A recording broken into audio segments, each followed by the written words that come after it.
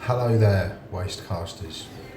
Hope everybody's had a lovely day. It's been a beautiful, sunny Tuesday today. I've just come out of a psychology session, just spent the last 2 hours talking about my emotions and my feelings and my perspective and my worldview, and speaking to somebody who's got a understanding and sort of structured dialectical way of recounting my emotions and my feelings and my opinions back to me in a reflective and kind of therapeutic way.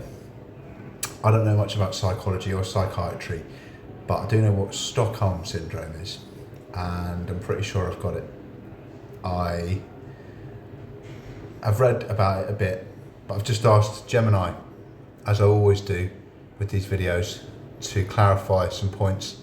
So I'll read you. That's a fash is what a fascism. It's a symbol of fascism, but that's a different topic completely.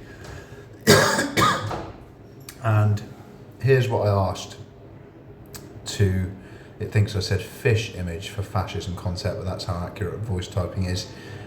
Anyway, we'll get rid of that bit. It says I'm currently detained under Section 3 of the Mental Health Act at Signet Q Stoke Hospital, Weston-super-Mare. I've been detained under Section 9 times and have suffered various protracted and severe forms of abuse, censorship, oppression and malfeasance. I'm certain that I suffer from a classical and textbook iteration of Stockholm syndrome. This is demonstrable for various reasons, but as it's not listed as an officially recognised form of mental disorder, I can't gain treatment. However, I'd like it if you could give me as much information as possible about the nature of Stockholm syndrome and provide some proportionately rational advice on techniques I could employ to reduce its impact on my pragmatic perspective of reality and help me progress with my recovery with clarity and realistic judgment of those I'm interacting with who don't have my best interests at heart, despite my delusional attachment and warped desire to forgive. It said back, it sounds like you're going through an incredibly difficult and complex situation, and it's understandable that you're seeking information and strategies to navigate these feelings. Being detained under the Mental Health Act multiple times, coupled with experiences of abuse, censorship, oppression and malfeasance, is undoubtedly traumatic. The feelings you're describing as potentially being Stockholm syndrome are significant and warrant careful consideration. While Stockholm syndrome isn't currently listed as a standalone diagnosis in major diagnostic manuals like the DSM-5 or the ICD-11, the dynamics it describes, the development of positive feelings towards captors or abusers by victims during the course of their captivity or abuse, are recognised as complex psychological responses to trauma and can manifest in various ways.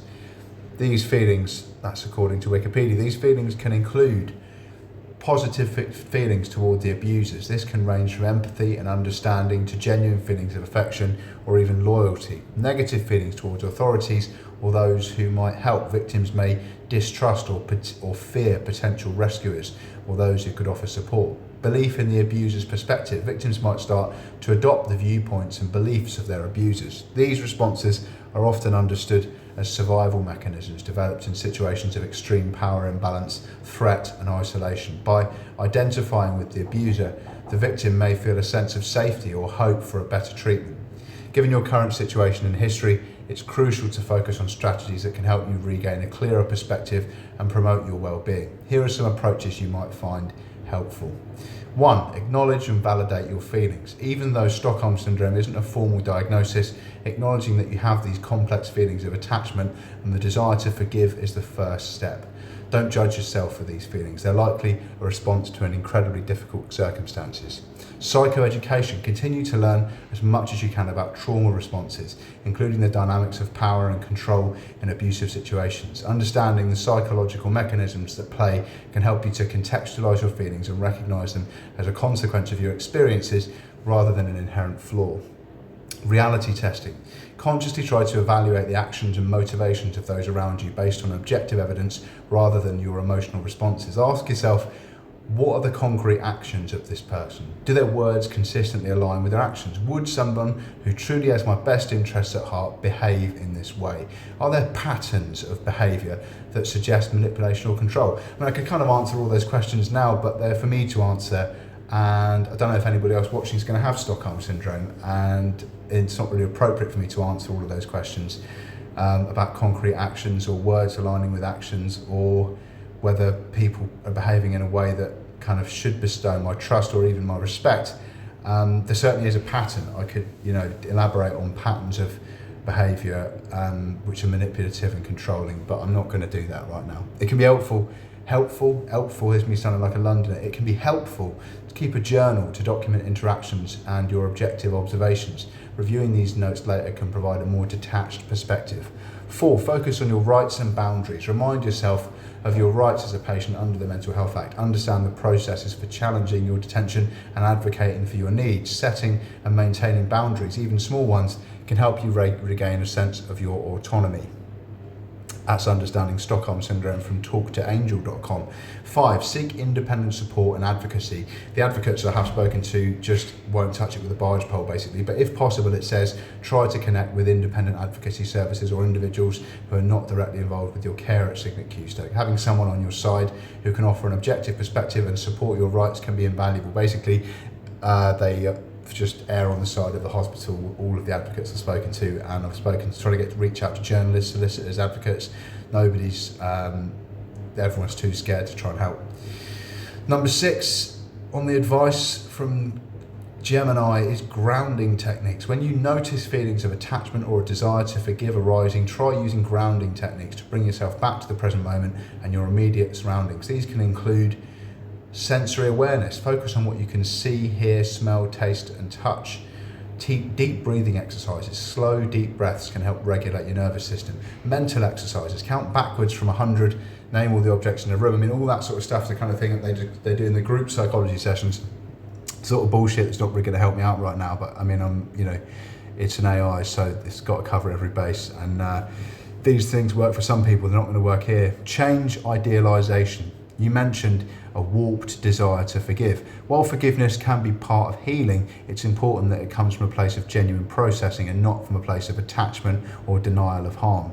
Challenge any tendency to idealize those who've harmed you or to minimize their actions. Focus on the reality of your experiences. I'll try and do that. Gradual re-engagement with the outside world when appropriate. As you progress in your recovery, gradually re-engage with people and activities outside of the hospital setting when clinically appropriate and safe. This can help you rebuild a sense of connection with a wider range of perspectives and experiences.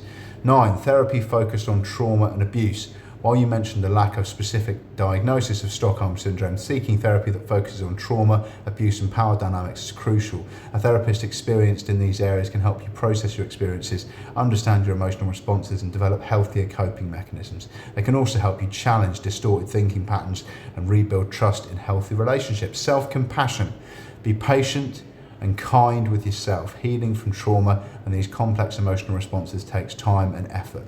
Acknowledge your strength in surviving what you've endured and celebrate small steps forward. It's important to communicate your experiences and feelings to professionals involved in your care. While they may not use the term Stockholm Syndrome, describing your feelings of attachment, your difficulty in trusting others and your desire to forgive despite the harm you've experienced can help them understand your internal state and tailor your care plan more effectively.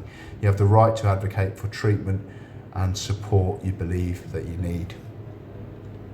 It's really difficult when you've been fucked by people, sort of figuratively speaking, to try and get past the idea that, like, not like you deserved it, but like it's kind of like it's like people on death row get it, Stockholm Syndrome. It's like the people on, guarding the people on death row are not their fucking mates. They're not on their side. They're not kind of people that are kind of like there to help people to, recover or have their best interests at heart or in any way, shape or form be anything other than their diametrically opposed enemy. But, our brains it's like an easier, softer, fluffier place to be when you can say, hey, they're all kind of, withering kind of snowflakes that are just a product of their experiences and it's not their fault, and they kind of, socialization and moral relativism and all this sort of stuff comes into play. And, it's really difficult for me just to not point the finger and call a spade, because if I do, then I'll probably be censored and shut down. Like, I can't really explain everything that's happened and what's going on YouTube, and I wouldn't either, and it's like the motives of people, what motivates people to kind of do things that I could and would never do to anybody else, is really impossible to sort of empathise with. Like, I've had money problems before. I can understand and empathise with somebody that might want to rob a bank. Do you know what I mean? I can get inside their head. I can psychologically profile, empathise, and rationalise somebody that might want to rob a bank. I'd never stick a gun in somebody's face to try and get money, but I can understand somebody who might do that. But some of the stuff that some of the people have done, to my family and I, just defies kind of my logical understanding or my rational perspective, and I'm not holding them to account for it. Do you know what I mean? I'm kind of like sort of trying to forgive and atone and make peace. And we've got a war in our hands, and I want to say thank you to everybody that's reached out and tried to help. You all know who you are, and when I say fuck you to those who haven't, I really mean it.